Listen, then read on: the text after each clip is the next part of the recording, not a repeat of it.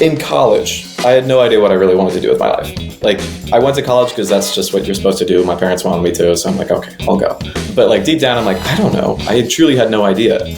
After doing a whole bunch of traveling, I had no internship experience. So I was like, I should probably get a resume, something on there, because I just worked at Chipotle. Like, that was all that I had on my resume when I was like 21. Then got a sales internship. That was during COVID. And COVID happened, and I no longer had a sales internship. Didn't even start it. I thought, okay, what's the next best thing for me to get out of my comfort zone? What is that? So starting a business seems like something to add to a resume. And I came across the concept of drop shipping, and I landed on lamps. So I was selling a whole bunch of lamps. You can sell them at a pretty good price. So you have a pretty good like gross profit margin on it. It took off. It did like $60,000 in sales in the first like couple of months. When you're like 21, that's amazing. I suddenly realized like this whole entrepreneurship is kind of cool.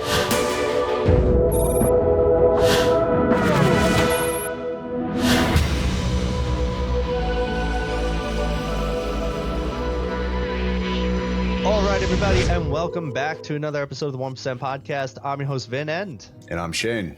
And today we're joined by my man, Kyle Paterson. Welcome to the show, brother. Thanks for having me. I appreciate it. Of course, dude. Well, guys, this is going to be an exciting episode. Kyle has a wild background. He comes from, well, get this, he's never had a freaking job, right? This guy has had the wildest life ever. He's going to tell you about the steps as to what you need to do to get more into entrepreneurship, what one of the smoother or more better and efficient ways is to transition. And then he's going to tell you a lot about what it is to do marketing, branding, advertising. There's so many different things that Kyle is able to do, and he does it at a phenomenal, unique way too. So you guys are going to really want to listen to him. He's working with some of the most amazing people in this world. He'll tell you a little bit more about that. And then, guys, also at the end, I think Kyle says, we got this great question for him about, what's the best piece of advice that he has? We ask that in every episode, but Kyle's got a really, really good take on that. So we're excited to dive into that with him too. And definitely going to be There's definitely going to be an episode you're going to want to stick around for. So guys, let's jump on in. All right, Kyle, this is going to be freaking awesome, man. Can you please go ahead, dive in, tell the people a little bit more about who you are, what you're building, and how you're doing it? Yeah, I mean, as of today, I am running a marketing agency here in New York City that works with various different high net worth individuals. So everyone from, C-suite executives at maybe a startup, sometimes it's a founder, sometimes it's a VC, or sometimes it's a billionaire private equity partner. So somewhat of a wide range, but definitely an interesting place to be, especially in one of the coolest cities in the world. How did we get here? Like, what was the prompt of this? I think you had mentioned at one point, you and I have had a few convos, you probably mentioned somewhere in there, I think, that you've never really had a job, right? How did this occur?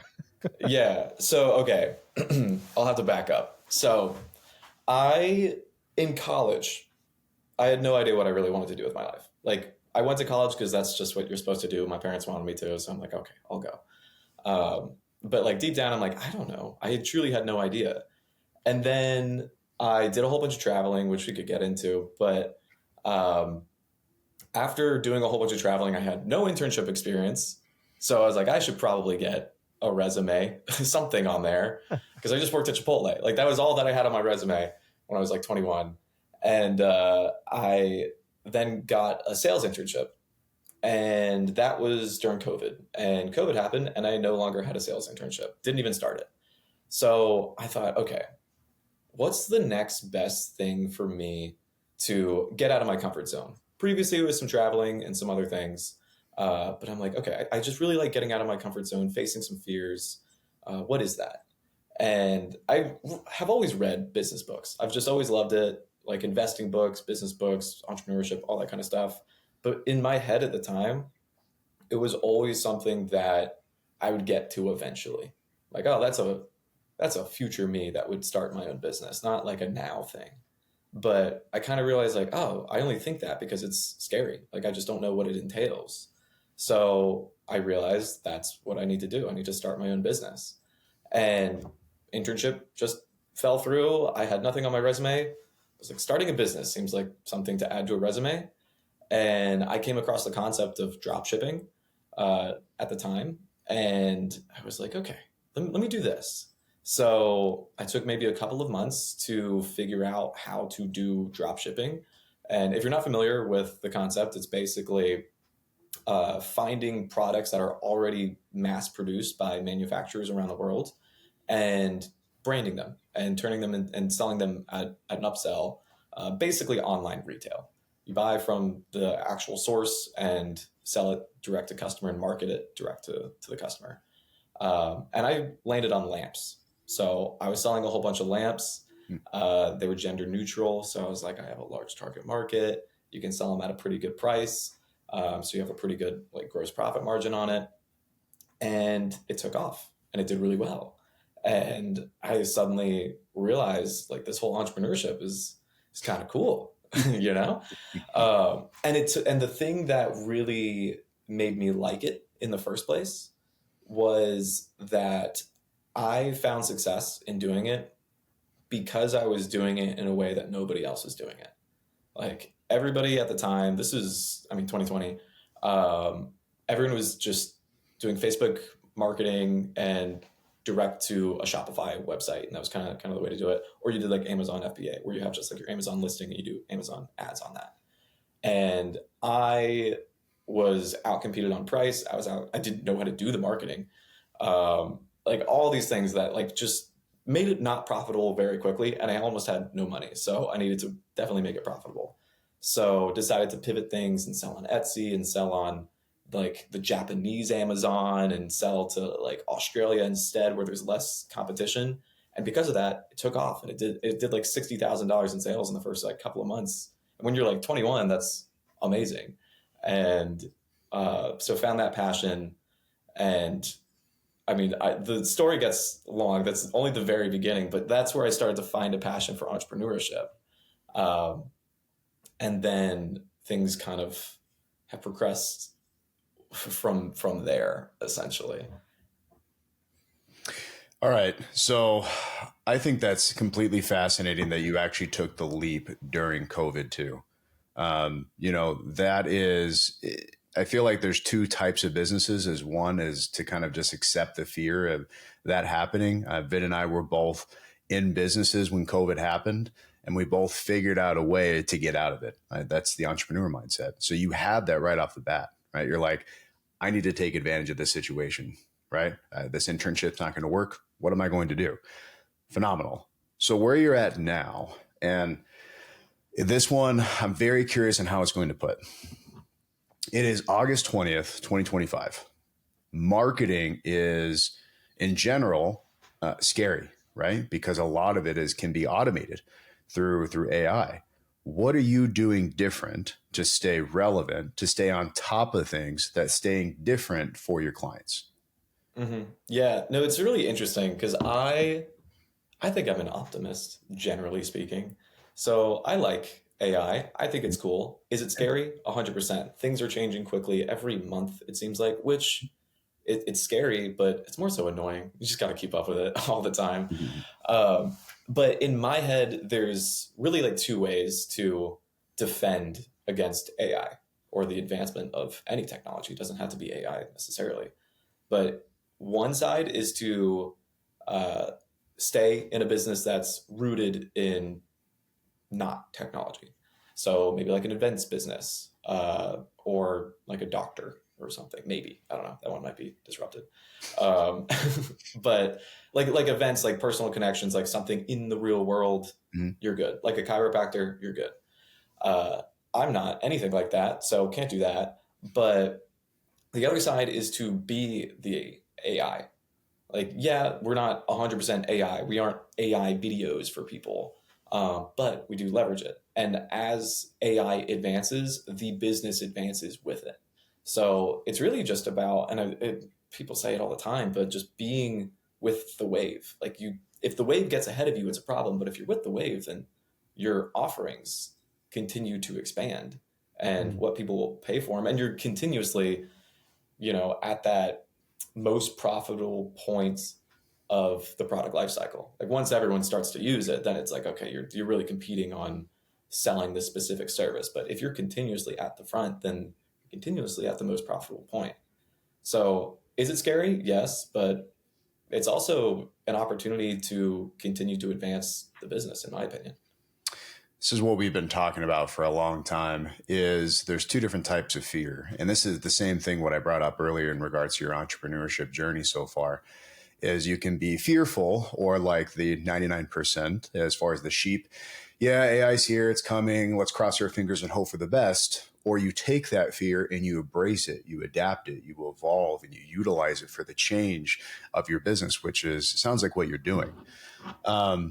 Perfect. So in regards to your actual clients, and this was my biggest struggle when I had my marketing company for 5 years, we got it to a point where we were making $50,000 a month, and it was all, net profits, which is phenomenal. However, I was working my ass off. I was working 60 hours a week. My business partner was working even more. We had a team that we delegated things to.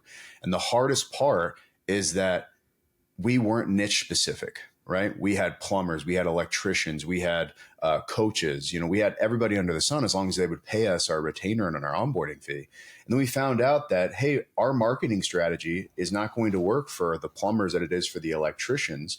How are you evolving with a very diverse clientele? Yeah, so it's actually interesting, and it kind of picks up from where I left off with the drop shipping, where I ended up kind of getting into like the marketing agency space. I had a big business idea, thought it was going to change the world. Not the best Love thing to those do. ideas. You don't, yeah, like when you don't know business at all, like what gross profit or net margin is or anything, then like don't try and change the world. Learn business first. So try to do that. Didn't really work, but I had a good marketing process in place. Email lead generation at the time, and I was like, okay, I could sell this as a service to other businesses, and they would pay me, and then I can afford to move to New York City. And it was funny because at the same time, I was living in this entrepreneur house in Raleigh, North Carolina. Oh, cool. And my roommates at the time, they were like, we're going to start this business. And they didn't like copy me. Like we kind of both had the idea, but then we were like, then they started to do it. And I was like, okay, well, I can't watch them make money on something that I know I could do too. I love that. Especially when competitive. Yeah, it was great. And especially with the current business not working, I was like, all right, I got to do something anyway. So we started these businesses at the same time. And it was really interesting to see how we took it differently, because they had experience. They already had $1 million business. They already had like things going for them that I had never just crossed these barriers, like I barely had ever gotten anyone to say yes to me, selling a service. And watching them take a very process oriented approach from the get-go, and me being like, no, I got to save money and let me do it all myself. While I, try and accumulate the profit so that I can then do these processes down the road, really made things complicated for me, and hard and difficult and annoying. And it was funny because they wanted to start this other business. They were just like, we know how to do this email lead generation stuff. It's relatively automated. So we'll set up the systems, pass it off to like a couple VAs, and maybe like take a call here and there. But we're going to focus on this thing. So they were like, from the get-go, we're doing 10 hours a week on this thing. It's just going to make us money so we can do this other thing. And because they took that approach of like, how can I make this as easy as possible for me? They scaled, and they're doing great with it. They're still in the business. So watching all of that really was helpful, extremely helpful from an early stage of entrepreneurship, to see how you can manage this growth and, manage your own life within it as well, which is still a process that I'm learning and probably will always learn. Yeah, delegation is definitely a crucial role to growth and success. So what specifically are you working on right now in regards to marketing? Is it the prospecting element for clients? So it's all organic. that we're doing with clients. Can you elaborate? So yeah, so it's all content, mostly LinkedIn, actually. So hot right now. That's so crazy.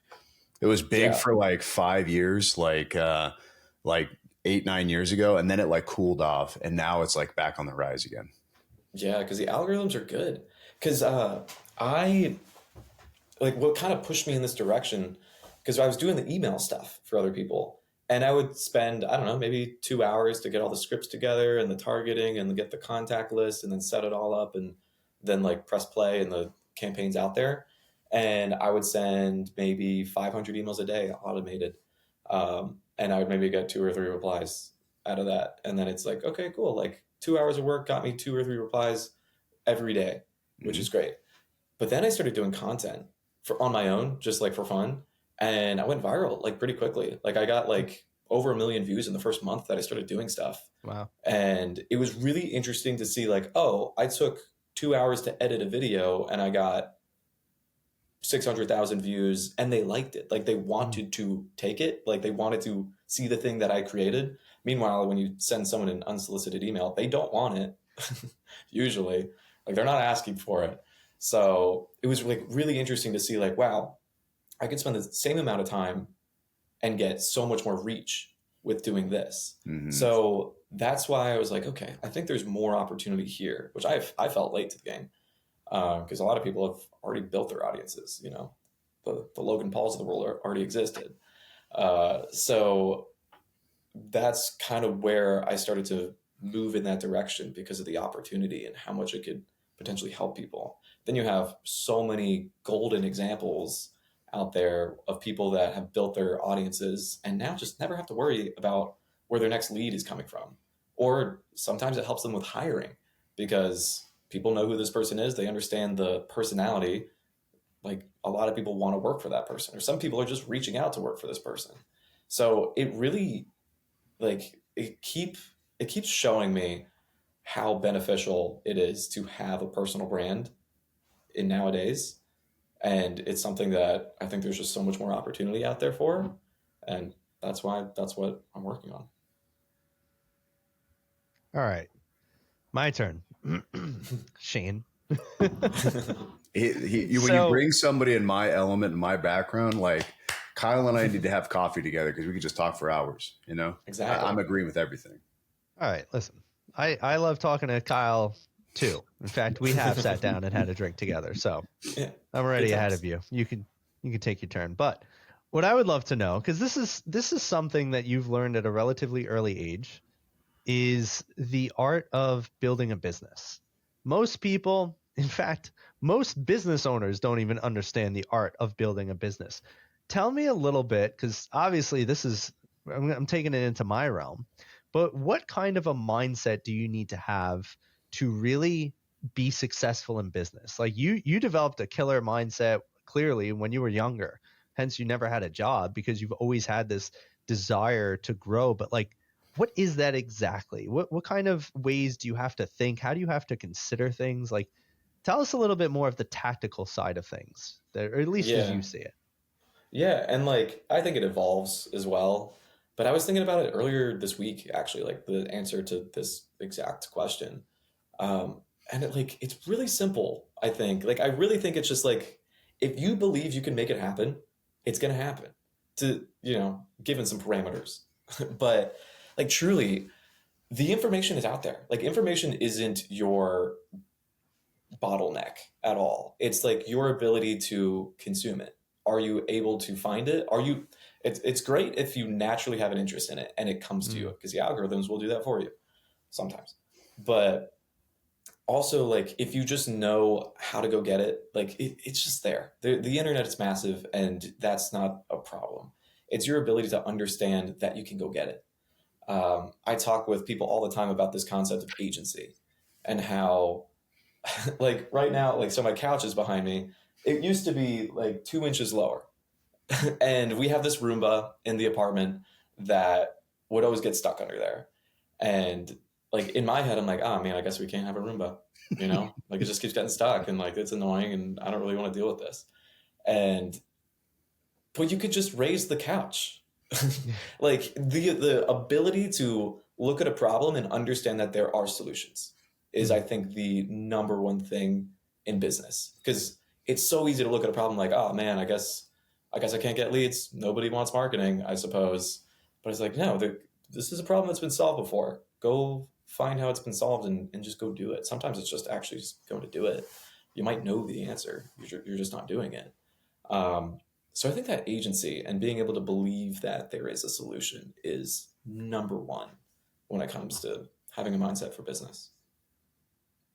I think that's the biggest thing that makes somebody either a successful business owner and entrepreneur or dooms them, right? Is the ability to see something in front of you and know that you have an answer, or you, even if you don't, you'll get it, right? So here's a question that I have for you, because most people do struggle with this. How do you get into a state? Because I think it really is about how you feel, right? When it comes to this, how do you get into a state where you can continue to embrace curiosity? What stops you from dealing with the ups and downs, the ebbs and flows, and the difficulties in business, that you don't get too negative, too pessimistic, and you always stay curious about, how do I get to that next thing, that next level? Like what really keeps you grounded? Mm-hmm. Well, I mean, I think the first thing just to note about it is that you don't need to be in that state all the time. Like, if you're in that state 10% of the time, that's still good. Like you just need it sometimes. And I'm not in that state 100% of the time at all, for sure. But like, what really gets me there? I mean, I think being able to surround yourself with other people that can open your world to what is available to the agency. It wasn't my idea to raise a couch, but like to see someone else be like, oh, we can just raise a couch. It's like, yeah, we could do that. What other couches can I raise in my life? So surrounding yourself, I think, is really, really important, because I've definitely surrounded myself with people that would argue that like, you can't just raise a couch. Like, it doesn't work like that. The metaphorical couches of our lives. But on top of that, it's a lot of proof. I think being able to take those small steps and get those small wins is another factor towards being able to take the next step. Like, for instance, last night I went to a comedy show, and everyone, it was a good comedy show. Like, it was in like a good venue where all the comedians were like pretty professional, not like an amateur thing. And they were all like super confident on stage. And it's funny because I've done some stand-up comedy before, just for fun, not something I try to do. It was one of those things where I'm like, oh, I'm afraid to do like stand up in front of crowds. Let me go do it. And then I did it, and I probably did it for like 6 or 7 months. And I learned the basics of comedy, and I don't think I did bad. But it was interesting because the person I was with was like, oh, wow, like, I just don't think I could do it. They just look so confident up there. I don't think I would be confident up there.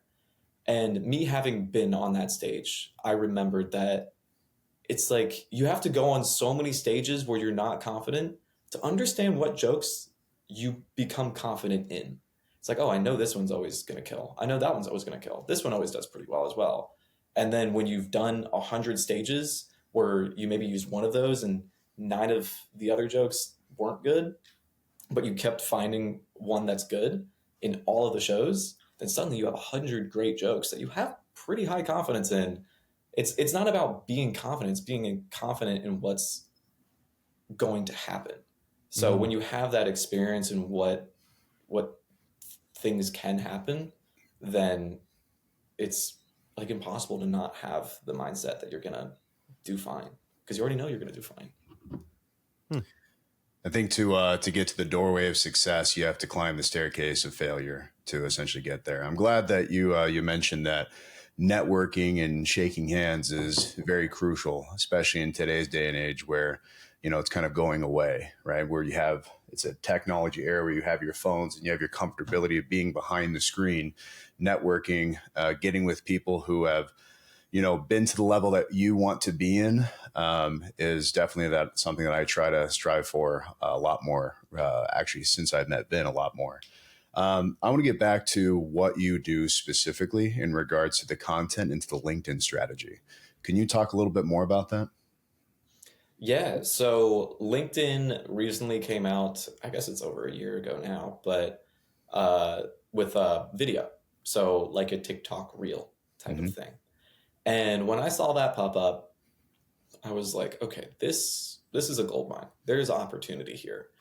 Granted, all the social medias have a real form now. Twitter does, Facebook does. Like it's pretty common. I think even Reddit does. Like there's one for everything. And when I saw that, I'm like, okay, this is great. Because when you start, if you ever go on there and like start looking at those things, you're seeing a lot of people that you don't follow. Because LinkedIn's algorithm is odd. It's good for certain things, it's bad for others. Yeah. And first off, we do everything, but LinkedIn is probably just the main focus. But on LinkedIn, typically how it works, when you post something like a text post, like a thought leadership post or a picture post, the majority of people that are seeing that are the people that already are in your network. So it's like 90% of those people or those people. The only way that you can really expand beyond that with posts is if, someone in your network likes it and then someone in their network sees that they liked it and then snowball effect from there. But it's not very strong. It's not really going out to a lot of new people with every post. Video is the opposite. Like 50% of people that see a video are not following the person. And when I saw that stat, I knew this is where opportunity is because one, it's harder to land clients with like email and cold calling, for instance. Social media is where things are moving, and B2B lives on LinkedIn. So if we can be producing video that consistently gets new products or new, influencers or whatnot in front of more people, then there's true monetary value behind that. So we take a video first approach. It's interesting though, because LinkedIn video is not like TikTok or Instagram video. It's oddly, you don't have to hook as strongly. It's a lot more of like the things that you're talking about with time. I don't know. It might be that the attention span of the audience on LinkedIn is just longer, which is great for society, I think. But you could see poor quality videos of Zoom meetings that are on 720p. But as long as you're talking about something that's genuinely useful, then it's going to get engagement and it's going to continue on. Like you don't need to have all these graphics and retention editing in there. Does it hurt? No, not necessarily, but it's a different kind of world. And it's also odd because it's not a world where you need to post 3 times a day. Like Gary Vee and other people talk about the volume that's needed. But on LinkedIn, if you overpost, it affects your posts prior. So you really want to balance that a little bit. And then on top of that, like video is a great place to get new people into the audience. And that's how we use it.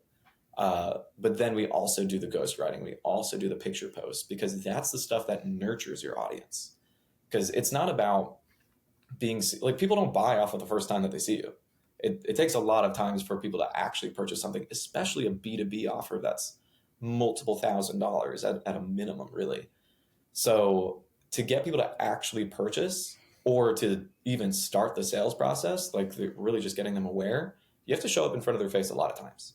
And fortunately, LinkedIn is really good about when someone starts to engage with your stuff, they continue to see your stuff. Like you become a top of their algorithm in that case. So you can continuously post once a day, sometimes a couple of times a day, but really like once a day is what we shoot for with clients. And from there we can nurture an audience and funnel them into wherever they need to be funneled. Do you think, it's interesting as we're having this conversation around LinkedIn and just social media in general, right? Do you think that social media will ever change with AI coming into the picture, right? Like, do you think that eventually, because we see people on Instagram, TikTok, LinkedIn, YouTube, right? Like the bigs, but you're always watching stuff. Do you think as people get more immersed in person and then augmented reality, do you think that we're going to see a shift in the way that, even that stuff starts presenting? Like, do you feel like as we get into, you could touch somebody digitally or things like that, people are going to cease to just watch talking videos or clips even like this, right? We're going to clip this up. We're going to turn it into content. You think people are going to start giving a crap once we can do virtual reality? Yeah. I mean, I like to think about everything on like the extreme horizon. It's like, will things look the same in 500 years? Mm. Probably not, you know? So like answer to that is just yes. Like it's going to change. It's just a matter of like how long it takes to change. Will it be our lifetime? I think so as well. I don't know what it looks like for sure. Is it augmented? Is it these other things? Probably. I don't really know. But so yeah, I do think things will change. And I think with every change, there's more opportunity. Like seeing this whole AI thing become massive is really cool. Because I mean, I may not have jumped on the opportunity, but I know other people have been. And it's really awesome to see new things occur. Uh, and I think the more we can automate things in the economy, the more problems people can solve. There's always something to go for in this world. So yeah, I do think things are going to change. I think the data will show that long before it like there's a problem with that. So if you're just keeping up with your own data and understanding, are people not engaging this style of editing anymore? Or are people not engaging with video anymore? Do people care a lot more about, more like raw footage, or is it more edited? Like, just like you'll see if you're looking. And if I've learned anything in the past couple of years, I mean, my whole entrepreneurial career, I suppose, it's that things change quickly, but they change like the change is still slow.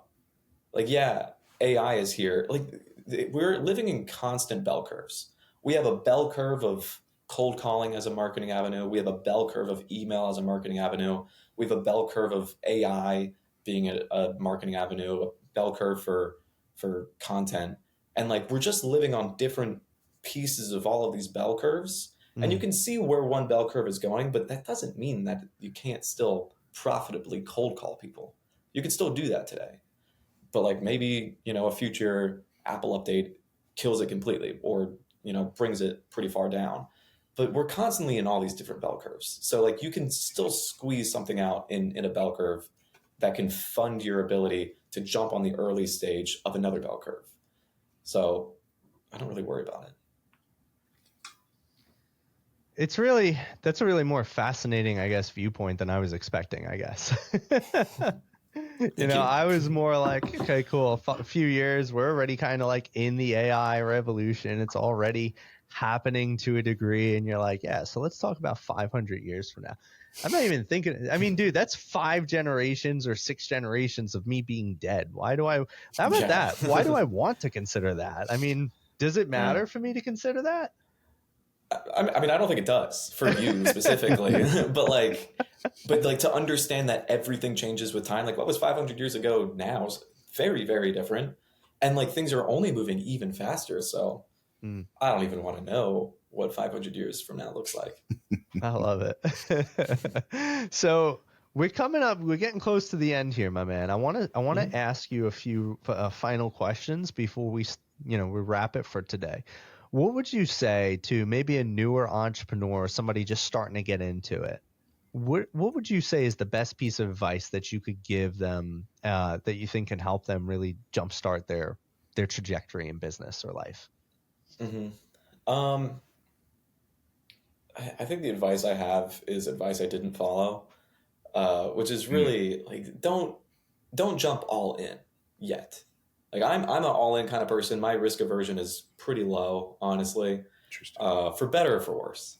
But to be able to ease yourself in and understand, like let the data give you the confidence.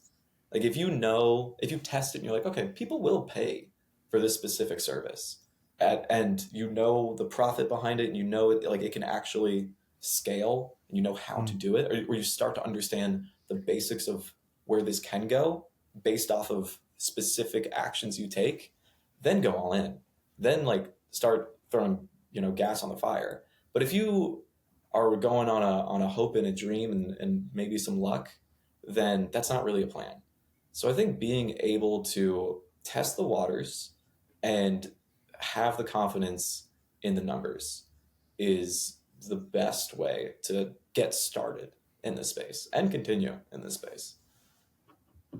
I love it. It's great advice, man. You know, it's funny. I feel like I caution people to jump all in too, because I transitioned out of my I transitioned out of my time as a firefighter by getting into this slowly and then eventually leaning in after it felt more comfortable and secure.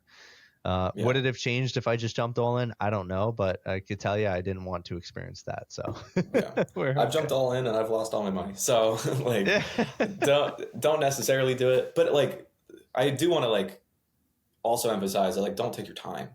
Like, don't like have a sense of urgency. Like, try and like maybe don't jump all in, but like maybe jump all in 4 weeks. Like, it could be quick, you know. But like, get the proof first. Yeah, love it, love it. All right, my man, tell us, what do you believe to be your version of a 1% life? Now, the question is really prompting, well, the name of the podcast. We believe that being a 1%er is more about how you show up. It's about doing something uniquely aside from the rest of the world and what they're doing. So for you, what would you say is your version of a 1% life? Honestly, like, there's lots of things I could say. But the first thing that like popped in my mind is like a 1% life is a life where you enjoy getting up on Monday and getting to work on what you have to do. Like, and that could be a job. That could be not your own business. Like, it's okay. But like, I just know so many people that, you know, it's Sunday and they hate the fact that tomorrow's Monday. And like every Sunday for me, I'm like, I can't wait to start taking these calls again. I can't wait to like be doing this again. I'm like, that's a 1% life, in my opinion, when like you are just truly satisfied with the things that you're doing and the place that it's going, you know, and you don't need to have millions to have that 1% life. Yeah, I love that, man. That's a beautiful piece of advice. I hope everybody follows that too. You know, I know it wasn't a piece of advice. It was more just your take on it, but it is a good piece of advice, right? If people experience life through that lens of like, I just want to do what is fulfilling or what makes me feel good, people would be a lot happier and the world would be a much better place. All right, my man. Last question for you. How can people get connected, get more involved in your world? What's one of the best ways that they could reach out for you? And do you have any call to action for the audience here? Yeah, sure. So, I mean, LinkedIn's probably the best place for me. I'm there every day, whether I want to be or not. But so Kyle Paterson with 1 T in Paterson. Inspire Brands is the company. You'll probably find me based in New York. That's the best place to reach out to me. I accept every connection, therefore my inbox is full of pitches, but I will respond. And then on top of that, like if you or anyone you know happens to have a business or, you know, run an investment fund or whatever it may be where a personal brand could massively benefit revenue, hiring, operational drag, whatever it may be, or maybe you just want more people to know what you do, we're here to help. We do video, we do ghostwriting, we do pictures, we do it all, and we come in as a partner. Like we truly are, you know, we're in charge of the whole thing. No, we're not in charge, you're in charge. But like we are working one-on-one to make sure that what you are representing in the world is who you really are and how you really want to represent yourself. Awesome, man. I love it. Yeah. Well, guys, there you have it. Go connect with Kyle. Go check out what he's doing. Definitely get involved in his life and figure out how you can, well, take his advice and get a little bit more fulfillment in yours. As always, I'm your host, Vin. And I'm Shane. And tune in for another episode of the 1% Podcast. Next time, don't forget to like, share, follow, subscribe, comment, and let us know what you thought of the episode. And we'll see you soon. And by the way, that was Kyle, everybody. See you soon. Bye, guys.